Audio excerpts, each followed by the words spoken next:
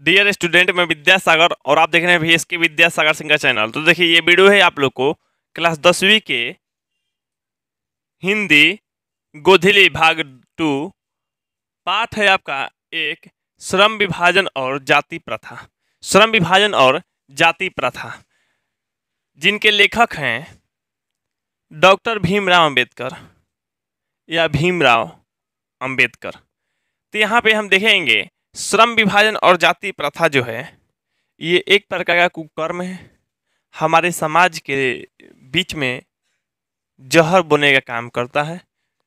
तो इसमें हम देखें क्या क्या बात डॉक्टर भीमराव अंबेडकर द्वारा कहा गया है, समझेंगे। तो यहाँ पे शुरू करते हैं आप लोगों को, लेकिन इससे पहले आपसे रिक्वेस्ट है, अगर आप लोग वार्णिका के 5 पाठ है, पांचों पाठ का वीडियो नहीं देखे होंगे तो सभी पाठ के वीडियो का लिंक डिस्क्रिप्शन बॉक्स में दे रखा है, क्लिक करके आप लोग देख सकते हैं। तो चलिए आप लोगों को ये वीडियो शुरू करते हैं। यहाँ से दिया गया है आप लोगों को बाबा साहेब भीमराव अंबेडकर का जन्म 14 अप्रैल 1891 ईस्वी में महू मध्य प्रदेश, महू वहाँ का जगह है मध्य प्रदेश राज्य में, एक दलित परिवार में हुआ था। मानव मुक्ति के पुरोधा बाबा साहेब अपने समय के सबसे सुपठित जनों में से एक थे। सुपठित माने पढ़े लिखे लोगों में से ये एक थे। कहा जाता है ना, तो इनके जैसा विद्वान या पढ़ने लिखने में या जानकारी रखने में कोई नहीं था। ये इतना पढ़े हैं, ये पढ़ाई और अध्ययन के आधार पे ही इनको पूजा जाता है एक देवता की तरह। अन्य किसी राजनेता को या कोई भी व्यक्ति को देवता के जैसा नहीं पूजा जाता है, गौतम बुद्ध की छोड़कर। उसके बाद यही है, अगर भारत में अगर पूजे जा सकने वाले तो ये हैं डॉक्टर भीमराव अंबेडकर। प्राथमिक शिक्षा के बाद बड़ौदा नरेश के प्रोत्साहन क्या होता है, जिससे मान लो तू पढ़ रहा है, तुम्हारे पढ़ने में कोई दिक्कत आए या समस्या हो तो तुमको प्रोत्साहित करे, बढ़ाए, मनोबल बढ़ाए, ताकि तू आगे की भी पढ़ाई कर सको। हो सके तो उसके बदले तुम्हारे पढ़ने के लिए, मदद के लिए पैसा भी देते हो या थोड़ा बहुत इधर उधर की मदद भी किए हों। तो वो देखिए, बड़ौदा नरेश के प्रोत्साहन पर उच्चतर शिक्षा के लिए न्यूयॉर्क, अमेरिका, फिर वहाँ से लंदन जो है इंग्लैंड में है, इंग्लैंड गए। सोचो, ये शिक्षा ग्रहण करने के लिए अमेरिका और इंग्लैंड चले गए, न्यूयॉर्क और लंदन में शिक्षा की ग्रहण किए। इन्होंने संस्कृत का धार्मिक, पौराणिक और पूरा वैदिक वाग्मय अनुवाद के जरिए पढ़ा और ऐतिहासिक सामाजिक क्षेत्र में अनेक मौलिक स्थापनाएं प्रस्तुत की।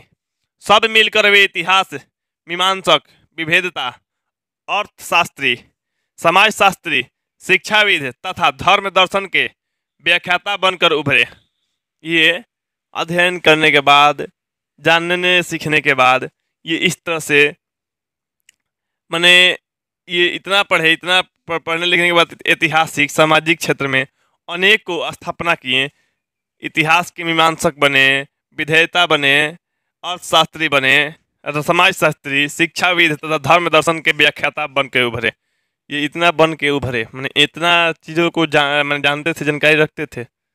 इनको एक अर्थशास्त्री भी कहा जा सकता है, मीमांसक भी कहा जाता है, विभेदता भी कहा जाता है, जो कि कोई विधि के निर्माण करने वाला। इसीलिए तो ये संविधान इन्हीं को मिला था, विधिवेता के कारण है। समाजशास्त्री भी थे, शिक्षाविद थे, हर क्षेत्र में इनको लगभग जानकारी था। जानकारी ऐसा था जो किसी के पास उतना जानकारी नहीं था। स्वदेश में कुछ समय, स्वदेश माने अपने देश में कुछ समय इन्होंने वकालत भी की। वकालत जो वकील लोग होते हैं, वकालत की। समाज और राजनीति में बेहद सक्रिय भूमिका निभाते हुए इन्होंने अछूतों, स्त्रियों और मजदूरों को मानवीय अधिकार व सम्मान दिलाने के लिए अथक संघर्ष किया। तो सोच सकते हो, अछूत, इसे हम लोग के जो समाज था, समाज में कई अनेकों वर्ग बटा हुआ था। ऊंच नीच के दर्जा दिलाने वाला, दिखाने वाला, नीचा दिखाने वाला। ऊंचा जो समाज था नीचा दिखा रहा था, तो ऊंचा नीचा का भेदभाव था। छूत स्त्रियों में भी जो था, मजदूर में मानवीय अधिकार जो भी मतलब अधिकार था, उन लोगों के पास अधिकार अपना था नहीं। जैसे अभी अधिकार है, उस टाइप के अधिकार पहले नहीं था। लेकिन भीमराव अम्बेडकर संविधान में हर चीज़ बात को लिखें, उसको आरक्षण दिलाएं ताकि पढ़ने में, आगे बढ़ने में, आगे निकलने में उन लोगों को थोड़ी सी राहत मिले। इसी के कारण जो नीची तबके के लोग हैं, माने हरिजन कास्ट का, ऊपर उठ के आए, लगभग लेवल बराबर का चलने लगा और चल भी रहा है। तो ये इन्हीं की दिन है, डॉक्टर भीमराव अम्बेडकर की। स्त्रियों को भी थोड़ा बहुत आगे लाएं, क्योंकि स्त्री का बहुत सारा चीज़ का एक तरह से अधिकार नहीं था, तो उस पाबंदी थी, जो कि ये उन पाबंदियों के जंजीरों को तोड़े, नियम को चेंज किए। इनके चिंतन एवं रचनात्मक के मुख्यतः 3 प्रेरक व्यक्ति रहे, बुद्ध, कबीर और ज्योतिबा फुले। ये चीज़ आप लोग को एग्जाम में देता है कि डॉक्टर भीमराव अम्बेडकर के 3 प्रेरक व्यक्ति कौन थे। तो बुद्ध, कबीर और ज्योतिबा फुले, ये याद रखना, बुद्ध, कबीर और ज्योतिबा फुले। भारत के संविधान निर्माण में इनकी महती भूमिका और एक निष्ठ समर्पण के कारण ही हम आज इन्हें भारतीय संविधान के निर्माता कहकर श्रद्धांजलि अर्पित करते हैं। ये भारतीय संविधान का निर्माता है, माने भारत के जो संविधान निर्माण किए हैं यही हैं हमारे डॉक्टर भीमराव अंबेडकर। इनको बाबा साहेब बुलाया जाता है, बाबा साहेब भीमराव अंबेडकर भी। ये भारतीय संविधान का किए हैं, निर्माण किए हैं, इसलिए भारतीय संविधान का निर्माता कहकर श्रद्धांजलि अर्पित करते हैं। दिसंबर 1956 ईस्वी में दिल्ली में बाबा साहेब का निधन हो गया। कब निधन हुआ था? 56 में। जन्म कब हुआ था? 14 अप्रैल 1891 में। ठीक है, तो 91 यानी 9 साल उधर कह लो, इधर कह लो 56 में, यानी 65 वर्ष के आसपास ये जीवित थे। यहाँ पे देखो कुछ बात लिखा गया है, डॉक्टर भीमराव अम्बेडकर द्वारा लाइन कहा गया है, शिक्षित बनो, संगठित रहो, संघर्ष करो। शिक्षित बनो, पहले तो मूर्ख या अनपढ़ तो बनना नहीं है, शिक्षित बनो, संगठित रहो, माने सब लोग मिल के रहो, संगठित रहो, और संघर्ष करो।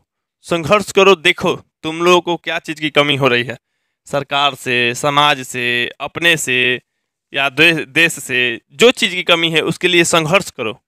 सीखना चाहिए संघर्ष करना, मेहनत करना सीखना चाहिए। यहाँ पे कितना सुनहरा चित्र देखने के लिए मिल रहा है डॉक्टर भीमराव अम्बेडकर द्वारा। ज़्यादातर इनकी जो चित्र हम लोग देखेंगे, इनके हाथों में पुस्तक लिए हुए चित्र फेमस हुआ है। खैर वो सब भी देखेंगे। बाबा साहेब ने अनेक पुस्तकें लिखी, अनेकों पुस्तक लिखे हैं। इनकी प्रमुख रचनाएं एवं भाषण है the castes in India, their mechanism, genesis and development, the untouchables, who are they, who are Sudras, Buddhism and communism, Buddha and his Dhamma, thought on linguistic states, the rise and fall of the Hindu women, annihilation of caste आदि। हिंदी में इनका संपूर्ण वाग्मय भारत सरकार के कल्याण मंत्रालय से बाबा साहेब अम्बेडकर का संपूर्ण वाग्मय नाम से 21 खंडों में प्रकाशित हो चुका है। बाबा साहेब के जो मैंने भारत सरकार के कल्याण मंत्रालय है, तो बाबा साहेब के संपूर्ण वाग्मय कितने खंडों में प्रकाशित हुए हैं? 21 खंडों में प्रकाशित हुए हैं भारत सरकार द्वारा, भारत सरकार के कल्याण मंत्रालय द्वारा। यानी ये भी याद रखना, 21 खंडों में प्रकाशित हुए हैं। ये भी एग्जाम के लिए काफ़ी इंपॉर्टेंट है।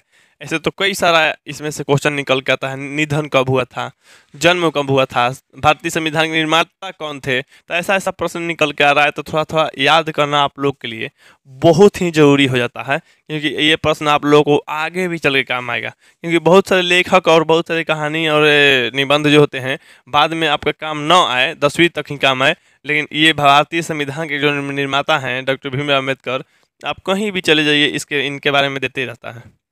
तो आप लोग इनके बारे में जानकारी तो कर ही रहे हैं, इसको आप लोग रखे रहिए लंबे समय तक, आप लोग कंपटीशन में भी काम करेगा इसका। चलिए अब यहाँ देखिए, यहाँ प्रस्तुत पाठ बाबा साहेब के विख्यात भाषण एनिहिलेशन ऑफ कास्ट से ललई सिंह यादव द्वारा किए गए हिंदी रूपांतरण जाति भेद का उच्छेद से किंचित संपादन के साथ लिया गया है। यहाँ पे ये चीज भी ध्यान रखिएगा कि जो श्रम विभाजन और जाति प्रथा नहीं, जाति प्रथा और श्रम विभाजन है ना, तो ये कहाँ से लिया गया है? ये एक प्रकार का भाषण है। क्या है? भाषण। ये भी देता है श्रम विभाजन और जाति प्रथा क्या है? एक प्रकार का भाषण है, कहानी नहीं है, भाषण है। ये भाषण, भाषण तो समझ स्टेज पे कहीं मंच पे जाके बोला जाता है, बताया जाता है, तो ये एक प्रकार का भाषण है। अब भाषण जो है एनिहिलेशन ऑफ कास्ट के ललई सिंह यादव, कौन? ललई सिंह यादव द्वारा ये हिंदी रूपांतरण किया गया है। ललई सिंह यादव द्वारा हिंदी रूपांतरण किया गया है। यह भाषण जाति पाति तुड़क मंडल लाहौर के वार्षिक सम्मेलन में सन 1936 के अध्यक्षीय भाषण के रूप में तैयार किया गया था। यानी जाति पाति तुड़क मंडल लाहौर जहाँ है, वहाँ लाहौर में मैंने ये भाषण तैयार किया गया था। लाहौर में भाषण एक तरह से मैंने बोला गया था। बस ये ललई सिंह यादव जो हैं वो इसका हिंदी रूपांतरण किए हैं। क्या किए हैं? हिंदी रूपांतरण। परंतु इसकी क्रांतिकारी दृष्टि से आयोजकों की संपूर्णतः सहमति न बन सकने के कारण सम्मेलन स्थगित हो गया और यह पढ़ा न जा सका। मैंने लिखाया कहाँ में? लाहौर में भाषण, लेकिन इसका जो सम्मेलन होना था वो सम्मेलन क्या हुआ? स्थगित हो गया। मैंने स्थगित होना मैंने रोक दिया गया, रद्द हो गया। सम्मेलन रद्द हुआ तो ये भाषण जो है मैंने पढ़ा न जा सका। बाद में बाबा साहेब ने इसे स्वतंत्र पुस्तिका का रूप दिया, एगो पुस्तिका के रूप दे दिए स्वतंत्र। प्रस्तुत आलेख में वे भारतीय समाज में श्रम विभाजन के नाम पर मध्ययुगीन अवशिष्ट संस्कारों के रूप में बरकरार जाति प्रथा पर मानवीयता, नैसर्गिक न्याय एवं सामाजिक सद्भाव की दृष्टि से विचार करते हैं। जाति प्रथा के विषमता पूर्वक सामाजिक आधारों, रूढ़ पूर्वग्रहों और लोकतंत्र के लिए उसकी अस्वास्थ्यकर जो बीमार वाला स्थिति होता है, अस्वास्थ्यकर प्रकृति पर भी यहाँ एक संभ्रांत विविधता का दृष्टिकोण उभर सका है। भारतीय लोकतंत्र के भावी नागरिकों के लिए यह आलेख अत्यंत शिक्षाप्रद है। शिक्षाप्रद है माने पढ़े जाने वाला है, माने अत्यंत ये आलेख है। तो यहाँ पे देखते हैं, यहाँ पे जो है आप लोगों का अब पाठ स्टार्ट होता है। का जो पाठ है स्टार्ट हो गया। अब पाठ है श्रम विभाजन और जाति प्रथा। इससे पहले हम देखेंगे कि भीमराव अंबेडकर की कुछ जो छोटी सी जानकारी है वो देख लेते हैं। बाबा साहेब का असली सरनेम अंबावाडेकर था। उनके शिक्षक महादेव अंबेडकर ने वे अपना सरनेम अंबेडकर दे दिया। शिक्षक अपना नाम दे दिए, अपना सरनेम दे दिए। सरनेम कैसे? मान लो VSK विद्यासागर सिंह, तो सिंह जैसे हो गया तो सरनेम हो गया। तो उसी तरह से इनके शिक्षक अपना सरनेम दे दिए तो अंबेडकर यहाँ लगता है, यानी डॉक्टर भीमराव अंबेडकर। यानी देख सकते हैं महान भारतीय महापुरुष डॉक्टर भीमराव अंबेडकर लिखा जाता है, अंबेडकर पढ़ा जाता है। ठीक है। ज़्यादातर इनके जो हम ये फोटो देखेंगे तो हाथ में ये पुस्तक लिए हुए होते हैं। इनका दिखाने का सबसे अच्छा रूप ही है ये हाथ में पुस्तक लिए हुए, यहाँ भारतीय संविधान लिए हुए, नंबर 1 उठाए हैं इस तरह से। खैर देखिए, अब हम लोग का पाठ शुरू होता है। पाठ यानी भाषण शुरू होता है। ये एक प्रकार का क्या है? भाषण है। अब यहाँ पे देखते हैं भाषण। यह विडंबना की ही बात है, एकदम शिकायत की बात है, दुख की बात है कि इस युग में भी जातिवाद के पोषकों की कमी नहीं है। जातिवाद के पोषक, जातिवाद, हम ऊंचे हैं, हम बड़े हैं, हम नीचे हैं, वो बड़ा है, ये छोटा है, हम ये नहीं करने देंगे, ये जाति ये करेगा, वो जाति ये नहीं करेगा। बहुत सारी चीज़ों में आज भी जातिवाद हम मानते हैं। जातिवाद के पोषकों की कमी नहीं है। इसके पोषक कई आधारों पे इसका समर्थन करते हैं, समर्थन में सपोर्ट करते हैं। समर्थन का एक आधार यह कहा जाता है कि आधुनिक सभ्य समाज कार्य कुशलता के लिए श्रम विभाजन को आवश्यक मानता है। इसे आधुनिक जो होता है, आधुनिक में नए युग के जो कार्य कुशलता है, श्रम विभाजन को आवश्यक मानता है। श्रम विभाजन मैंने काम के आधार पर बंटवारा, लेकिन जाति के आधार पर बंटवारा नहीं। और क्योंकि जाति प्रथा भी श्रम विभाजन का ही दूसरा रूप है, इसलिए इनमें कोई बुराई नहीं है कि इस तर्क के संबंध में पहली बात तो यह आपत्तिजनक है कि जाति प्रथा श्रम विभाजन के साथ साथ श्रमिक विभाजन का भी रूप लिए हुए है। यहाँ पे स्पष्ट रूप से समझाते हैं। हो सकती है कि मेरे बातों से किसी को बुरा लगे, लेकिन हम जो बता रहे हैं ये सबकी जानकारी के लिए बता रहे हैं। आज जब भीमराव अंबेडकर जी की बात अगर बुरा नहीं मानते हैं तो हो सकता है मेरी भी बात को बुरा नहीं मानेंगे। यहाँ पे बताया ये जा रहा है कि श्रम विभाजन जो है एक जाति प्रथा का ही रूप है। आइए, जो श्रम विभाजन करने वाले लोग हैं हमारे समाज में इनकी कमी नहीं है। श्रम विभाजन माने जिसे मेहनत मजदूरी या काम होता है ना, उसका विभाजन। आइए, एक बार का क्या है, जातीय प्रथा में जात के आधार पे। जैसे मान लो अगर हम लोग नहीं मानते, अगर श्रम विभाजन मैंने जाति प्रथा नहीं मानते, भेदभाव नहीं मानते, तो मान लो पूजा किससे करवाया जाता है, पंडित से। लेकिन तू लोग पंडित जी यानी पंडित जात से करवाता है केवल। तो पंडित जात होना चाहिए। पंडित किसे कहता है, जो ज्ञानी हो, जिसके पास ज्ञान हो। जाति पाति ले क्या मतलब है, जिसके पास ज्ञान है वो पंडित है। तो उनसे पूजा कराओ, तब कहा जाएगा कि तुम लोग समाज में भेदभाव और जाति प्रथा नहीं मानते हो। नहीं तो कहाँ ही जाएगा कि जाति प्रथा मानते हो। ये बात नहीं है कि केवल तुम लोग चिढ़ाते हो दूसरे को या दूसरे को नीचा दिखाते हो तभी जाति प्रथा कर रहे हो, या चाहे माने जातिवाद कर रहे हो। नहीं, ये पूजा पाठ भी करवाना करना ठीक है। पंडित जी के जाति में कोई महान है, ज्ञानी है, पढ़ा लिखा विद्वान है, उनसे पूजा करा, कोई दिक्कत नहीं है। लेकिन सिर्फ पंडित जी ही से पूजा करा रहा है, पंडित जाति से ही पूजा करा रहा है, तो तुम्हारे लिए ये गलत भी हो सकता है। क्योंकि अगर विद्वान है, ज्ञानी है, तभी पंडित है, नहीं तो है ही नहीं। तो अगर विद्वान है तो ठीक है, नहीं है तो पूजा कराने लायक नहीं है। लेकिन फिर भी उसके आधारों पे उसका श्रम विभाजन करके दे दिया जाता है। तो वो काम उन्हीं लोगों का है, वो काम ये करेगा, इस जाति के लोग ये काम करेगा, उस जाति के लोग ये काम करेगा। तो ये जिसे मान लो अब तो नहीं, क्योंकि धीरे धीरे धीरे धीरे ये जातिवाद क्या हो रहा है, खत्म होते जा रहा है।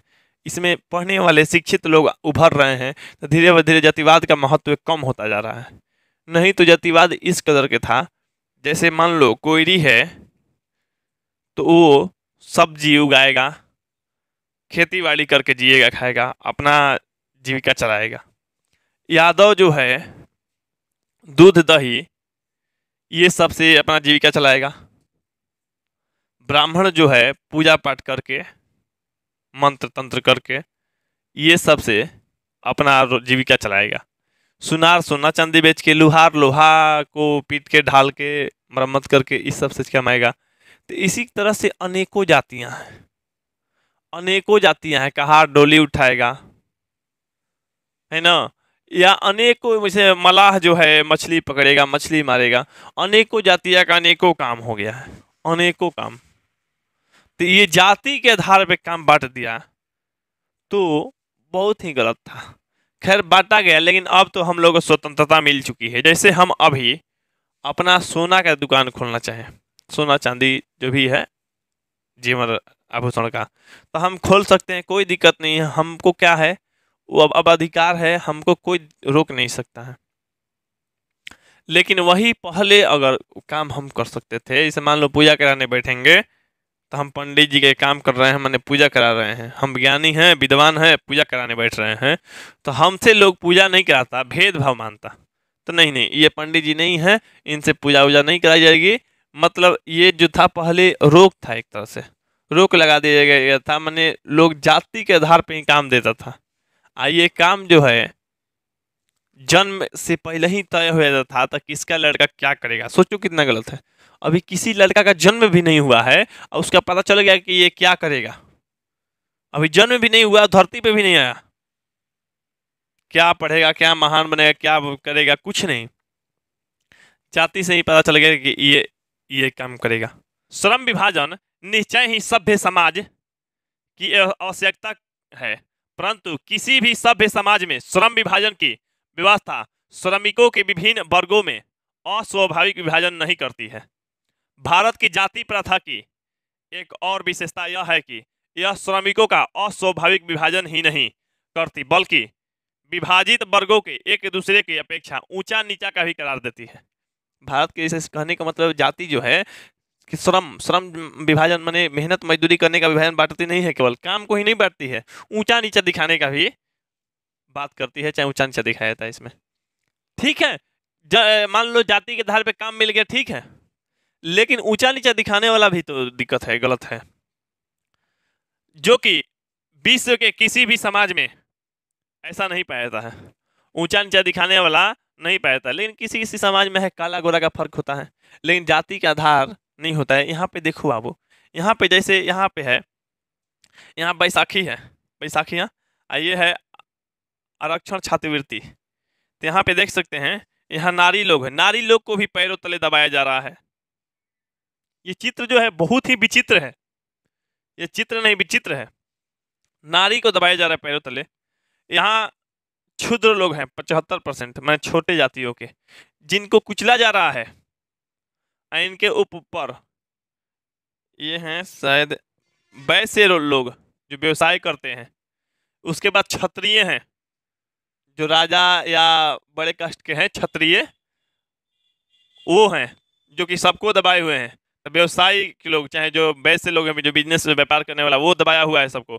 उससे ऊपर आता है क्षत्रिय और सबसे ऊपर आता है ब्राह्मण। देख लो, सबसे ऊपर क्या आता है? ब्राह्मण।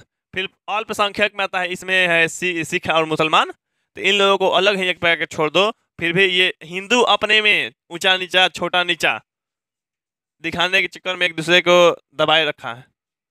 सबसे ऊपर है ब्राह्मण। ये ब्राह्मण जो है आज तो नहीं, लेकिन बहुत वर्ष बाद, माने बहुत वर्ष पहले, ये क्षुद्रों को स्पर्श नहीं करते थे, छूने नहीं देते थे, ग्रंथ नहीं पढ़ सकता था कोई। ये लोग पढ़ाते भी नहीं थे इन लोगों को। तो ये लोग पढ़े क्या करेंगे? ये लोग क्षुद्र हैं, इन लोगों को क्या करना है? मंदिर जाना है? क्या करना है? कुछ तो नहीं करना है, बस छोटा मोटा काम करेंगे अपना। क्षुद्र लोग धार्मिक गुलामी की जंजीर में बंधे हुए हैं। धार्मिक गुलामी क्या है? जंजीर है। यहाँ पे डोंट बी फूल नाउ। यहाँ पे लोग आजकल क्या बोल रहे हैं? मैं ब्राह्मण मैं महान, मैं हरिजन मैं महान, मैं क्षत्रिय मैं महान, मैं वैश्य मैं महान। इस तरह से अनेकों जाति अपना अपना नाम लेके हम महान है, हम महान है, हम ब्रांड है, हम ब्रांड है। कौची के ब्रांड है? इसमें तो सबसे पहले सोचना चाहिए कि हम हिंदू हैं। क्या है? हिंदू हैं। अगर हिंदुत्व रहेगा, हिंदू रहेगा, तब ना उसके बाद ब्राह्मण हरिजन वैश्य क्षत्रिय आएगा। तो नहीं, ये अपने में लड़ रहा है, हिंदुत्व के वैल्यू नहीं दे रहा। जब हिंदू ही नहीं रहेगा, हिंदू ही कट जाएगा, तो ये सब रहेगा, सूख जाएगा कि नहीं पेड़? ये एक प्रकार का पेड़ है। अगर ये सब को जीवित रखना है, ये सबको फले फूले देना है, अच्छा से रखना है, तो हिंदुत्व को बढ़ावा दो, हिंदुत्व को बढ़ावा दो। नहीं तो पेड़ ही जब नहीं रहेगा तो उसकी डाली और शाखा कितना ही विकसित हो जाए, वो उसका कोई मान्य नहीं है। तो अपना जाति पाति के न देख के हम लोग धर्म यानी पेड़ के ऊपर देखेंगे, फोकस करेंगे, इसको बचाए रखेंगे। तो खैर देखिए, ये चीज़ है बहुत ही बेकार। अगर पेड़ ही नहीं होगा तो डालियाँ कहाँ बनेंगी? जातिवाद तथा जातियों को ना कहें, सब एक है। सब क्या है? एक है। ये सब गलत चीज़ है जो लोग मानता है। अब यहाँ पे देखते हैं, जाति प्रथा को यदि श्रम विभाजन मान लिया जाए तो यह स्वाभाविक विभाजन नहीं है। स्वाभाविक विभाजन माने इसे स्वभाव से या अच्छा विभाजन नहीं है। जैसे मान लो मेरा स्वभाव है कुछ बनने का, तो हम नहीं बन सकते हैं, स्वाभाविक विभाजन नहीं है। क्यों? क्योंकि अगर जाति प्रथा को हम लोग श्रम विभाजन माने, तब जाति प्रथा के आधार पर श्रम विभाजन मानने, तो जैसे शिक्षा ग्रहण करना और पढ़ाना, दूसरे को शिक्षा देना, ये काम लगभग पंडित लोगों को दे दिया जाए, पंडित लोगों को। तो हम यहाँ पे पढ़ा नहीं रहे होते तुम लोगों को।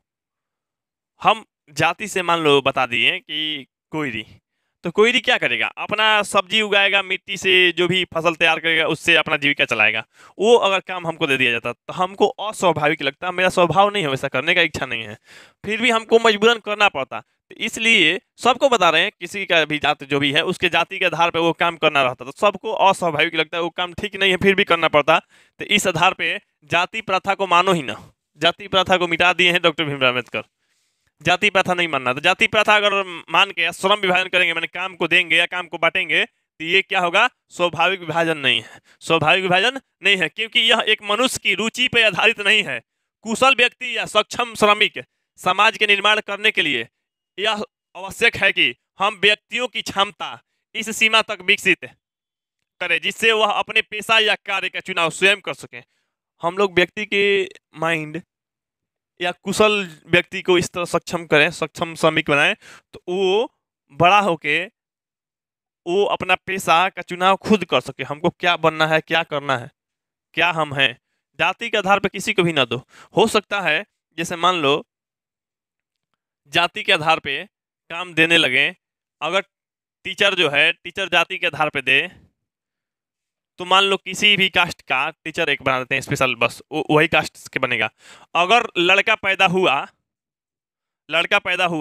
अब बेचारा को पढ़ाने नहीं आया सही से, फिर भी वो कुछ नहीं, बस टीचर बनेगा और दुनिया को शिक्षा देगा। अब बताओ लुल शिक्षा देगा कि नहीं देगा, क्योंकि उसमें क्षमता नहीं है, बस जन्म ले लिया है उस जात में। शिक्षा देने लगे तो कितना लुल देगा तो लोग खुद सकता है। तो लोग को समाज को लुल या पिछड़ा बना देगा, नहीं बना देगा। जैसे मान लो कोई भी जाति में, हम किसी भी जाति के नाम नहीं ले रहे हैं अभी, कोई भी जाति को एगो मान ले रहे हैं कि ये लोग टीचर बनेगा, गुरु बनेगा, जाति के आधार पे टीचर वाला काम दे दिए। तो मान लो उसके घर में कोई लड़का पैदा हुआ, मूर्ख है, पागल है, या थोड़ा सा भी मैंने इधर उधर है, तो उसको कमाने के लिए कोई आप रोजगार नहीं दे रहे हैं, सिर्फ बोल रहे हैं टीचर आप बनेंगे, मैंने टीचिंग कराएंगे, शिक्षक बनेंगे, गुरु बनेंगे, और उसको नहीं पढ़ाने आया तो बेचारा क्या करेगा, कैसे खाएगा अपना, कैसे जीविका चलाएगा। ये भी दिक्कत की बात है कि नहीं है। तो मान लो कुछ चीज तो कुछ काम जो होता है मजबूरन भी इंसान कर सकता है, लेकिन टीचर को बांट दीजिए तो कर लेगा, बढ़ा लेगा अपने समाज को, नहीं बढ़ा पाएगा। हो सकता है कुछ लोग अच्छा हो उसका में, अच्छा हो तो जाति के आधार मत ना बांटो, ऐसे ही रखो, जो जिसका क्षमता होगा जैसा वो बनेगा, सीधा सा बात है। तो यहाँ पे जो है व्यक्ति को जाति प्रथा को नष्ट कर देना चाहिए, जाति पाति न रहे, और जाति पाति रहे चाहे जो भी, कुछ लोग मान रहे हैं जाति पाति, जात मान रहे हैं, हम ये हैं, हम बड़े हैं, हम छोटे हैं, हम ब्रांड हैं, सबसे बेस्ट हैं, मानिए, लेकिन जाति प्रथा के आधार पर श्रम विभाजन नहीं करना है, भारत सरकार करने भी नहीं देगा। माने जाति के आधार पे आप किसी को भी नहीं कर सकते हैं कि आप यही करिए, यही बिजनेस व्यवसाय करना है, आपको यही काम करना है, दूसरा नहीं कर सकते हैं, तो ये मिटा दिया गया है, ये नहीं है। जाति के आधार पे कहीं भी श्रम विभाजन नहीं किया जाएगा, मैंने काम को नहीं बांटा जाएगा। जो भी कोई भी व्यक्ति कुछ भी करना चाहे तो कर सकता है, स्वतंत्रता है उसकी। तो वह अपना चुनाव, मैंने इसे जो काम करना चाहता है वो व्यक्ति खुद चुनाव कर सके, बाद में जाके पढ़ लिख के, चाहे बाद में विकास करके। इस सिद्धांत के विपरीत जाति प्रथा का दूषित सिद्धांत यह है कि इससे मनुष्य के प्रशिक्षण अथवा उसकी निजी क्षमता का विचार किए बिना दूसरे ही दृष्टिकोण, जैसे माता पिता के सामाजिक स्तर के अनुसार पहले से ही, अर्थात गर्भधारण के समय से ही मनुष्य का पेशा निर्धारण कर दिया जाता है। मैंने इस जाति प्रथा के अनुसार श्रम विभाजन किया जाता था, काम बांटा जाता था।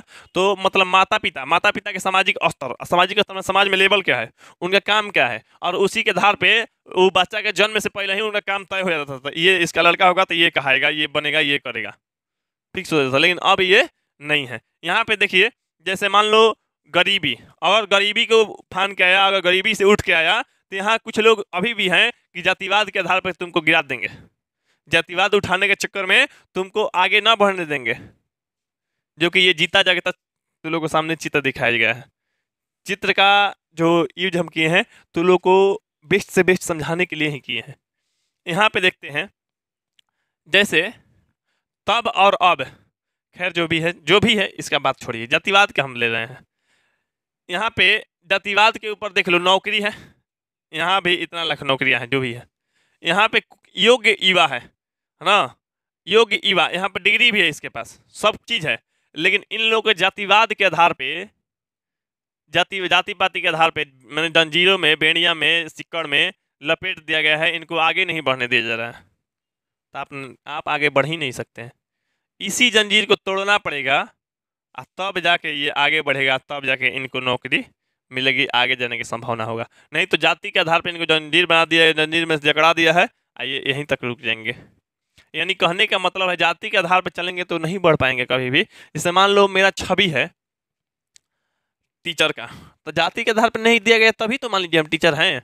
अब अच्छा है चाहे जो भी है, जैसा भी है, तो मान लीजिए मेरा तो स्वभाव कम से कम टीचर के जैसा है ना, मेरा इच्छा था टीचर बने तो टीचर बने हुए हैं, सीधा सा बात है, मेरे में उस तरह से क्षमता था तो हम बने। अगर मेरे में क्षमता आ भी जाता और जाति के आधार पर ही सिर्फ बनता तो तुम लोग मेरे पास पढ़ने नहीं आता।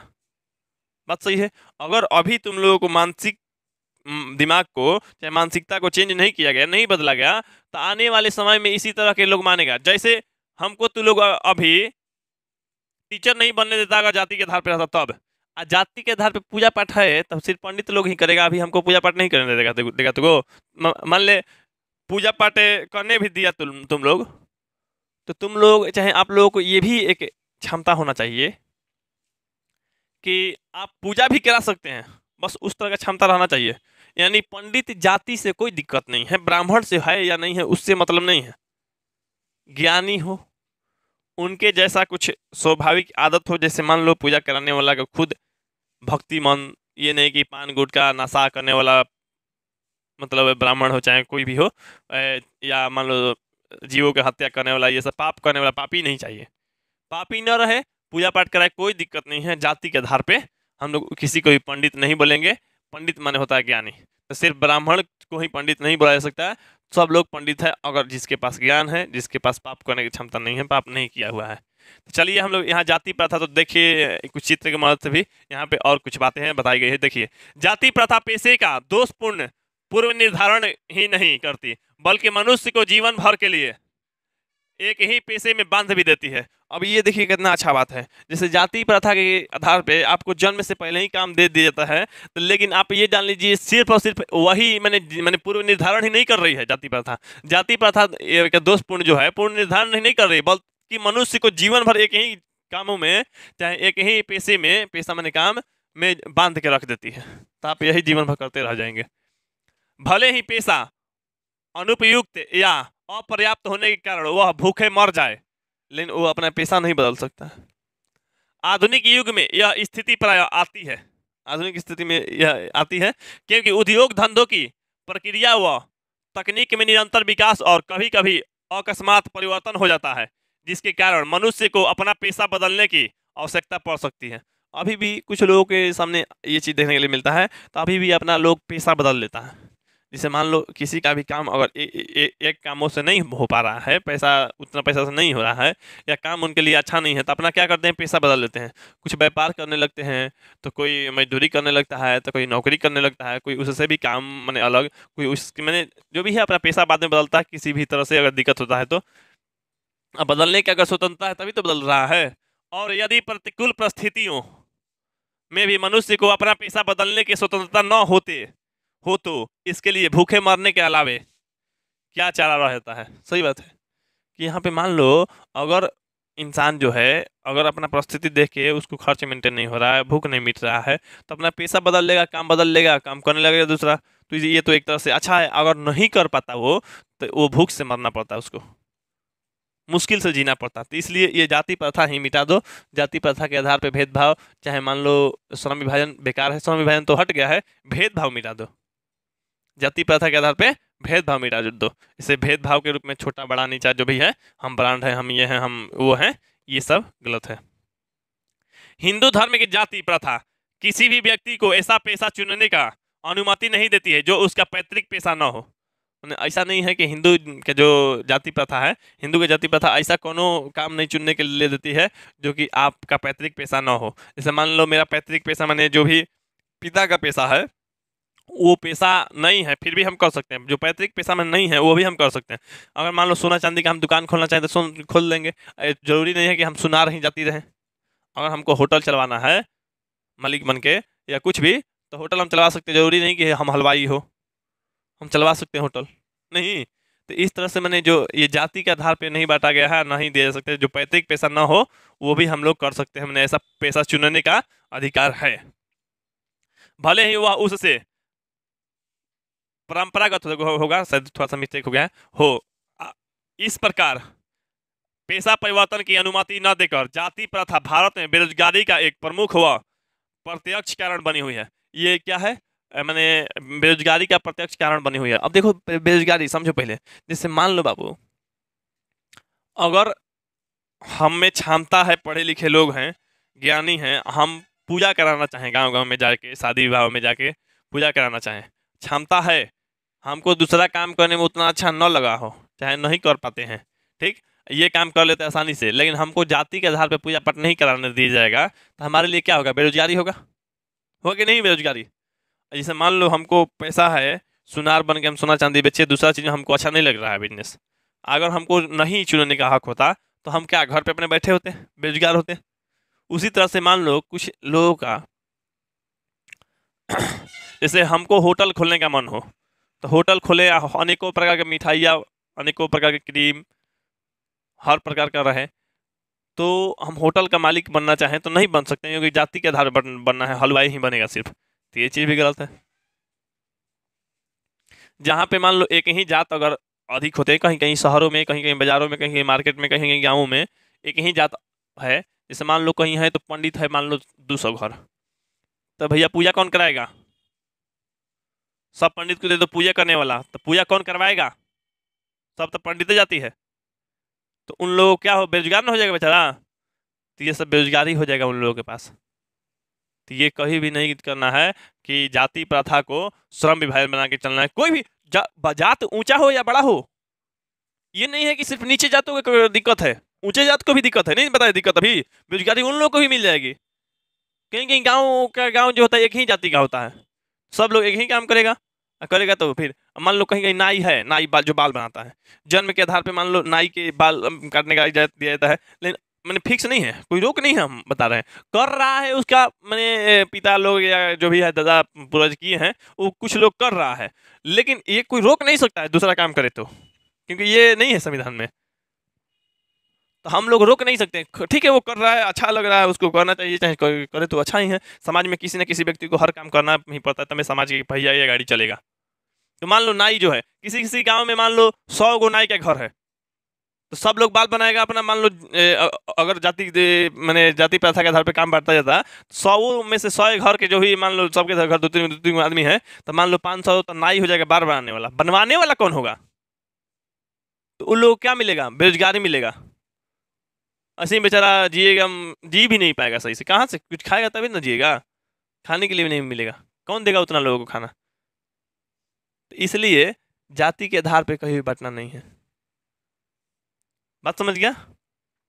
तो इसलिए थोड़ा बहुत सोच बुझ के भी चलना है, हर जाति में थोड़ा सा दिक्कत आ जाएगा, दिक्कत आएगा ही, लेकिन अब जो है हम लोग जाति प्रथा के आधार पे श्रम विभाजन को नहीं बांटेंगे, ना बांटा जाता है।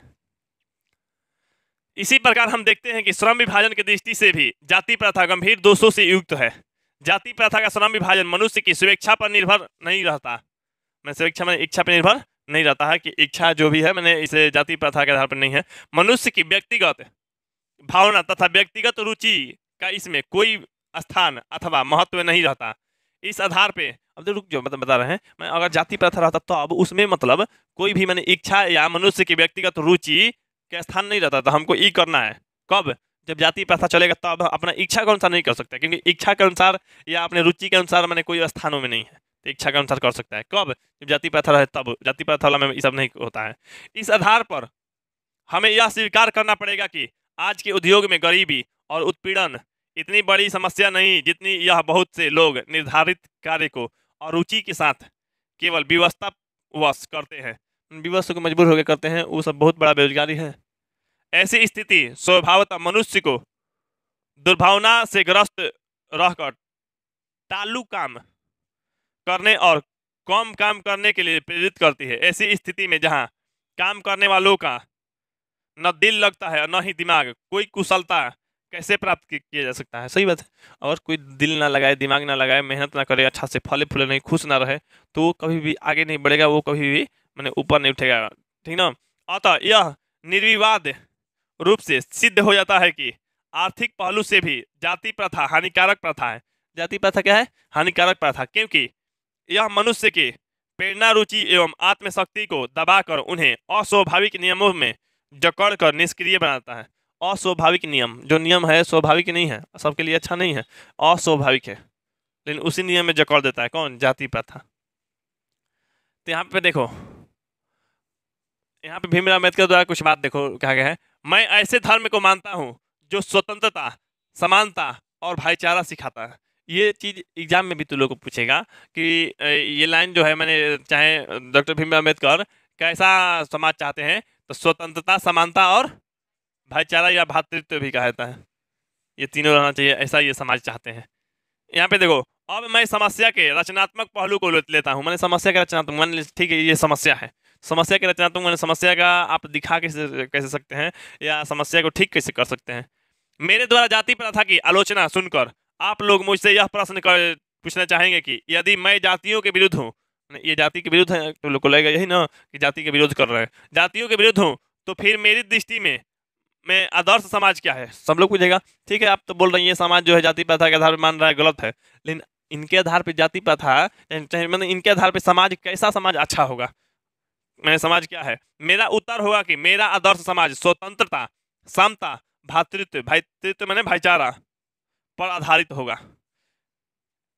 क्या यह ठीक नहीं है? भातृत्व अर्थात भाईचारे में किसी को क्या आपत्ति हो सकती है? भाईचारा वाला मैंने सब लोग मिल के रहें। किसी भी आदर्श समाज में इतनी गतिशीलता होनी चाहिए कि जिससे कोई भी वांछित परिवर्तन समाज के एक छोर से दूसरे छोर तक संचारित हो सके। ऐसे समाज के बहुविध हितों में सबका भाग होना चाहिए तथा सबको उसकी रक्षा के प्रति सजग रहना चाहिए। ऐसा समाज की रक्षा के प्रति क्या रहना चाहिए? सजग रहना चाहिए।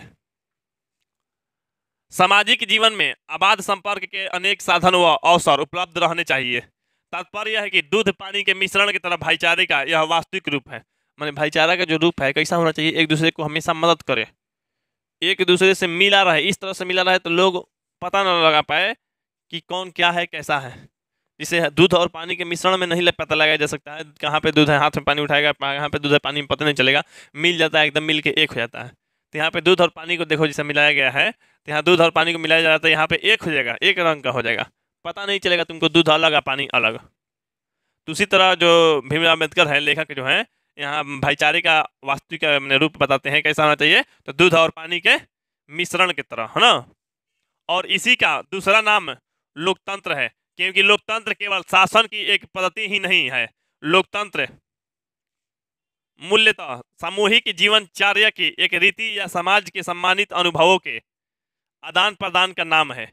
इसमें यह आवश्यक है कि अपने साथियों के प्रति श्रद्धा व सम्मान का भाव हो। माने ये जरूरी है कि अपने साथियों के प्रति श्रद्धा और सम्मान का भाव होना चाहिए, इज्जत का भाव होना चाहिए। तो ये है हम लोग के जो भीमराव अम्बेडकर। यहाँ पे कितना सुनहरा सुनहरा चित्र तो लोग को देखने के लिए मिल रहा है इनका। भारतीय संविधानता के निर्माण मैंने किए हैं, संविधान के पिता भी कहा जा सकता है भारतीय संविधान का। अब यहाँ पे देखते हैं हम, तो ये हम लोग का पाठ जो है खत्म हो गया, पाठ खत्म हो गया। जो पहला पाठ था हम लोग का श्रम विभाजन और जाति प्रथा, इसके बाद जो वीडियो हम लोग को आएगा वो 2 पाठ के आएगा। तो आप लोग इंतजार कीजिए मेरे अगले वीडियो का, हम अगले वीडियो में आप लोग को लेकर आएंगे। लेकिन उससे पहले आप लोग के लिए एक आवश्यक सूचना ये है कि हमारे द्वारा चलाया जाता है स्पेशल टारगेट बैच, जिसमें आप लोगों को 4 घंटा का डेली क्लास मिल जाएगा लाइव, और उसमें आप लोगों को टेस्ट की सुविधा मिल जाएगी। उसके साथ साथ आप लोगों को ऑल सब्जेक्ट्स के chapter wise PDF, assignment paper, notes मिल जाएगा, और एनिमेशन वीडियो भी मिल जाएगा। जैसे मान लीजिए कोई कहानी हो रहा है, कोई युद्ध हो रहा है, कोई मान लीजिए पेड़ पौधा प्रकाश संश्लेषण कर रहे हैं, या शरीर का कोई मैंने भाग देखना है आपको, तो एनिमेशन वीडियो में, कार्टून वाला वीडियो में आप लोग देख सकते हैं। आप लोग को हर चैप्टर वाइज और टॉपिक वाइज मिल जाएगा एनिमेशन वीडियो। उसके साथ साथ आप लोगों को यहाँ पे 2 तरीका जो होता है बेस्ट बना देता है, वो सबसे बेस्ट तरीका है। जैसे यूट्यूब पे आप लोग बोल नहीं सकते हैं, यहाँ पे आप लोग लाइव क्लास में माइक ओपन करके बोल भी सकते हैं, और उसके साथ साथ आप अपना कैमरा ऑन रखेंगे तब वीडियो भी दिखाई देता रहेगा, और आप लोगों को निगरानी के साथ पढ़ाई जाएगी। और आप लोगों को 7 घंटा घर पे पढ़ने के लिए रूटीन और उस प्रकार का होमवर्क और उस लाइन की तरह की गाइडलाइन दिया जाएगा, जिसमें आप लोग पढ़ेंगे। यानी 12 घंटा टोटल आप लोग को मेहनत किया जाएगा। 4 घंटा का लाइव क्लास, 1 घंटा का टेस्ट, यानी 5 घंटा, 7 घंटा आप घर पे पढ़िएगा, तो 12 घंटा पढ़िएगा, तो आप लोग के लिए 80% रिजल्ट की जो है हम गारंटी लेते हैं। यहाँ पे आप लोग को ये क्लास ज्वाइन करने के लिए आप लोग को 300 रुपया फी देना पड़ेगा। ये क्लास जो शुरू हो गया है आप लोग को, ये क्लास हुआ है 1 दिसंबर को स्टार्ट हो गया है, 1 दिसंबर 2022 को स्टार्ट हो गया है। ये चलेगा 31 जनवरी 2024 तक बैच चलेगा। मैंने 2024 वाला का न्यू बैच स्टार्ट हो गया है। आप लोग अगर 2024 या 23 में हैं, 23 में तो आप लोग के लिए भी जो कम समय में अच्छा तैयारी हो जाएगी। आप लोग कांटेक्ट कर सकते हैं। लेकिन 2024 वाले बच्चों के लिए फटाफट सभी लोगों को जानकारी दे दीजिए कि यहाँ पे लाइव क्लास शुरू हो गया है मात्र 300 रुपये में। यहाँ 14 महीना का तैयारी हमारे पास चलेगा। मैथ 3 बार पढ़ाई होगा, बाकी सब्जेक्ट जो है आप लोग को 2-2 बार पढ़ाई हो जाएगा। इसमें मात्र आप लोग जोड़िएगा 14 महीना, आज जो 300 रुपये में भाग कीजिएगा तो 21 रुपया प्रति महीना, यानी 21 रुपया महीना में आप अच्छा से पढ़ लीजिएगा पूरा का पूरा लाइव क्लास। कहीं पे आप लोग कोचिंग पढ़ने की जरूरत नहीं है, तो सबको आप लोग ये जानकारी दे सकते हैं, बता सकते हैं। तो ठीक है, आप लोग को हम मिलते हैं आप लोगों को गोधली के भाग 2 के पार्ट 2 में। तो ठीक है, आप लोग मेरे वीडियो का इंतजार कीजिएगा। मेरे वीडियो अच्छा लगा तो लाइक कर दीजिएगा, मेरे चैनल को सब्सक्राइब नहीं किए सब्सक्राइब करके बेल आइकन दबा दीजिए, वीडियो को शेयर कर दीजिए। तो मिलते हैं आप लोग अगले वीडियो में, तब तक के लिए जय हिंद, जय भारत, वंदे मातरम।